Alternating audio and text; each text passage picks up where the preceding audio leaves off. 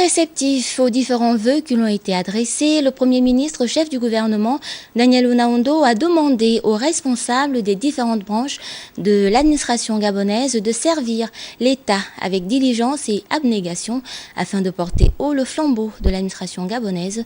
Nous l'écoutons dans ce reportage de Claude Aurévy et Olivier Antonio.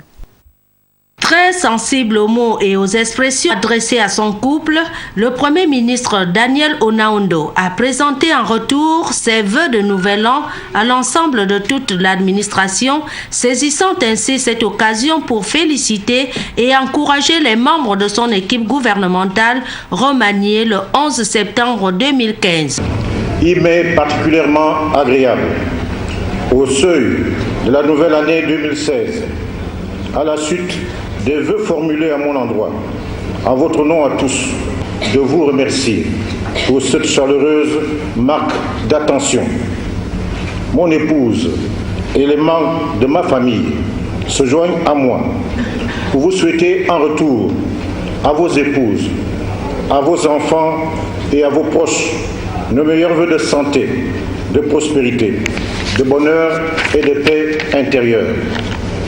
Je voudrais également saisir cette opportunité pour dire l'honneur et le plaisir qui sont les miens d'être à la tête de ce gouvernement, à un tournant de la vie politique de notre pays, pour conduire sous l'aile tutélaire du président de la République les réformes de son projet de société. Je voudrais enfin noter que l'année 2015 a été éprouvante pour plusieurs d'entre nous, qui avons perdu des êtres chers. Je voudrais à cette occasion précise avoir une pensée pieuse pour ces femmes et ces hommes de valeur qui nous ont quittés et qui ont servi le Gabon, notre pays. Passant en revue quelques difficultés économiques que traverse notre pays, le chef du gouvernement place cette nouvelle année sous le signe du rassemblement et de la solidarité pour les combats communs et essentiels.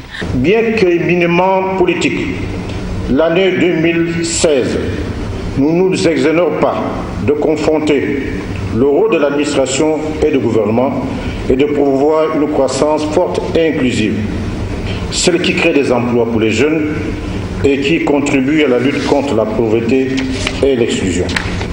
Je voudrais, si vous le permettez, m'arrêter sur deux notions d'importance: l'obligation du rassemblement et l'exigence de la solidarité dans le processus d'élaboration au quotidien de l'action gouvernementale.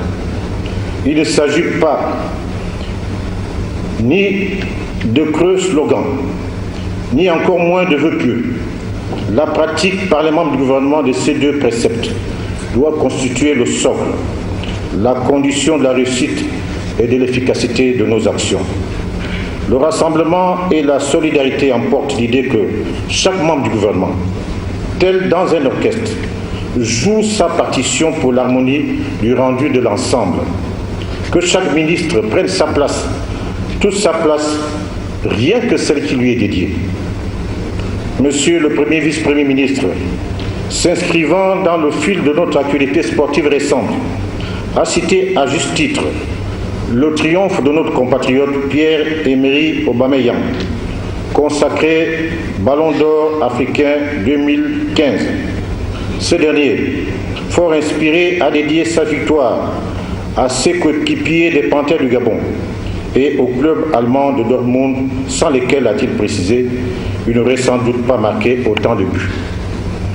C'est précisément cette image que doit renvoyer le gouvernement, l'image d'une équipe qui joue collectif, où les succès des uns ne doivent pas être acquis au détriment de la solidité du groupe.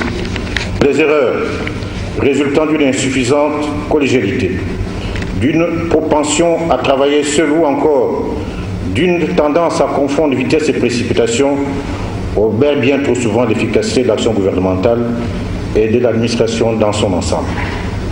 Véritable exercice républicain, le professeur Onaondo a réitéré par la profondeur de ses propos son engagement, sa disponibilité et sa loyauté pour l'aboutissement de la politique du président de la République.